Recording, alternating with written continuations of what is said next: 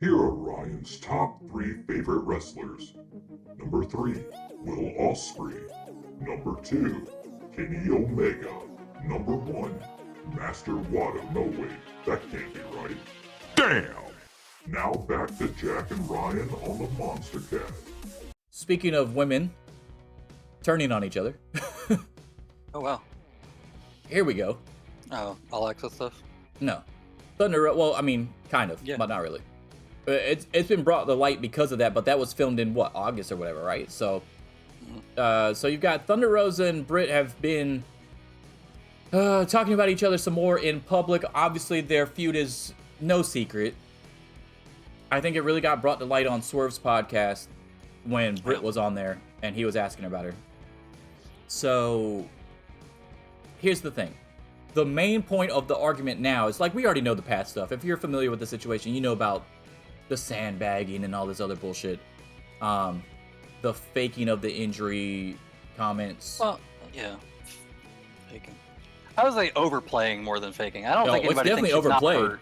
It's definitely overplayed. Because if you're telling me at Busted Open Radio, when Thunder Rosa was on there, that you were going to be out 4 to 6 weeks, and it's now April, and you're still not back yet, I don't know how you math or not, but it's been way more than 4 to 6 weeks. So overplaying is the perfect word for it, because that's bullshit. Do you remember that, 4 to 6 weeks, Tony Storm was still champion. Do you remember after that one Tyson match?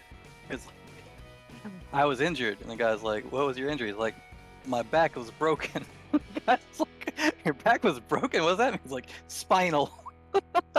That reminds me of Thunder Rosa talking about her fucking injury. Like, everybody's like, what is it? What are you talking about? Like, what's the specific injury? How long are you going to be out? I'm hurt. Like, bro, give more detail. You gotta explain something more than this.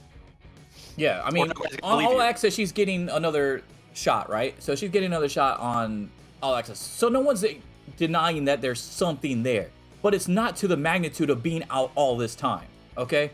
Now, she has been back doing Spanish commentary for a little bit now. But at the time of the All Access filming that we're seeing right now, Britt's main concern is, hey, if you were champion, why aren't you attending these fucking shows, whether you're booked or not, when Chris Statlander, who's been hurt for a year now, has been at every show and is hurt and knows she can't go and knows she's not cleared and she's there. And then you got people like Bully Ray, who of course is an ass kisser to Thunder Rosa because he's on Busted Open Radio as well, comes out on Twitter and says, if you're not booked, you don't go. It's always been that way. Shut the fuck up, Bully Ray. I'm so sick of Bully Ray, by the way. I'm sick of Bully Ray. Now, the only fucking crutch that Thunder Rosa really has is the fact that she has a kid at home. She legit has a kid. So, like, if you come out and say that, I'd be a lot more inclined to be like, okay, that's fine. But you don't go out of your way to say that. You don't say anything about your kid. Also, even having a kid, like, having a kid doesn't mean you can't leave for 1 or 2 days to go to work. She's got a husband, talking. You're too. acting like AEW is WWE schedule. It's not. Yeah, it's like 1 day. Even if she just came to the Dynamites. Here, my question, before I went in too hard on her on this, because I don't know. I know that she like graduated college and stuff in America, but she's Mexican American technically. Do we know if she's a Mexican citizen and maybe is just not able to, like, it'd be a visa travel thing that would make her not want to come as much? I don't know where she lives now. I don't know where she lives either, but I will say that in this entire situation, I feel like we're both Team Britt over Team Rosa as far as the overall capacity of this beef. I think that unless there's like a legitimate travel issue or visa thing related to it, that yes, she's correct in the sense that it makes no sense that that she wouldn't be able to come to shows, because people that are injured still come to shows all the time. The thing is, when Britt was out injured with her shit, she showed up to every fucking show in a wheelchair and still did character work for like 4 months. Correct. And not only that, is she has Austin, Adam Cole, at the house, injured during this filming, and she's still going fucking back and forth between Austin, the dentist, and Dynamite. Yeah. Right? So, like, the kid at home thing, okay, you act like Britt doesn't have anything at home. She has a whole nother job. Right. She has a boyfriend that's hurt that she has to fucking look after to make sure he doesn't do anything stupid. Because he's biting at the bit to fucking come back in. You know what I'm saying? Like, she has to keep him grounded at the same time so that he doesn't fucking get another concussion. Like, everybody's dealing with shit, not just you. So even if she did use the kid thing as an excuse, I still wouldn't really fully be on her side. Yeah, I would say you could still come every other week. Like, you not being there at all is weird. Very strange, yeah. Okay, so I don't know where they really go from there either, because now it's to the point where do you even insert Thunder Rosa at when she comes back? If she comes back. Catering. Make her sit backstage when she's healthy for all the time that she should have been at the fucking show. They're definitely adding this time on her contract. There's no way they don't, right? Yeah. Or at least before she got to the commentary part. Yeah, the Spanish commentary thing she does now.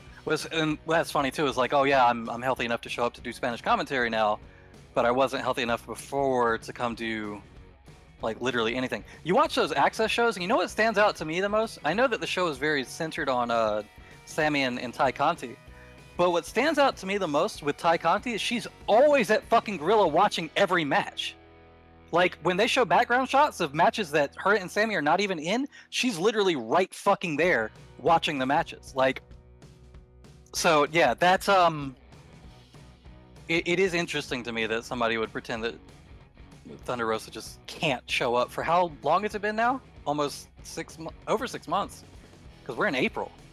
She left in. We're gonna talk about All Access later, but I will say this: if anything, All Access has made me feel more fucking sympathy for Ty Conti than I ever thought was possible. Because if Thunder Rosa comes back tomorrow, she's going to be elevated on the card higher than Ty Conti, who's over there busting her ass, pitching ideas, watching all the matches, like literally out frustrated. And yes, there are some elements that All Access is literally just like every other scripted reality show, right? But still, there's an element of truth to her frustration. So I never thought in a million years that they would make me feel bad for Ty Conti, but here we are. Hey guys, did you like that video? If so, don't forget to subscribe to the channel. You can also catch full episodes of the MonsterCast on Spotify, Apple Podcasts, and Google Podcasts, and you can also catch us live every Sunday on Twitch. All links in the description below, along with some sweet merch from yours truly, the MonsterCast. Deuces.